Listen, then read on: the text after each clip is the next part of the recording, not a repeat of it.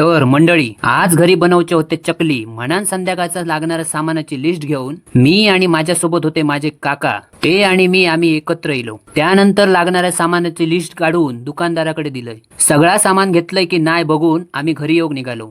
सामानात मी 1 kilo मैदो, 1 kilo साखर, 10 रुपयाचा एव्हरेस्ट मसाल्याचा पाकिट, एक तेल पिशवी आणि काळे तीळ येताना घेऊन इलेलोय. त्यानंतर कुकरमध्ये लावलेलो मैदो एका पेपरमध्ये ओतून वाटण्यासाठी लागणारा दगड घेऊन बारीक करून चाळणीतून चाळून घेतलो. त्यानंतर बारीक चाळलेलो मैदो एका परातीत घेऊन त्यात प्रमाणानुसार काळे तीळ, चवीनुसार तिखट मसालो आणि थोडासा बारीक मीठ टाकून त्यात तांब्यातून पाणी टाकून सर्व मिश्रण एक करून घेतलं.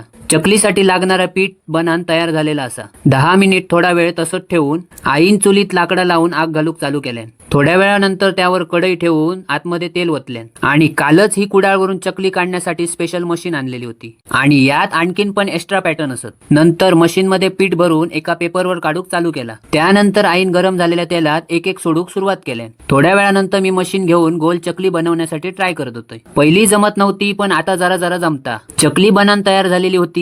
पहिलोच आडवा हात मारला आणि चकली तोंडात टाकलंय. चकली होती गरमागरम म्हणून जरासा तोंडच भाजला. म्हणतात ना अति गाई संकटात नाही, तसा काहीतरी झाला. तर मंडळी ही बघा चकली एकदम लालसर व खुसखुशीत तयार झालेली आहे.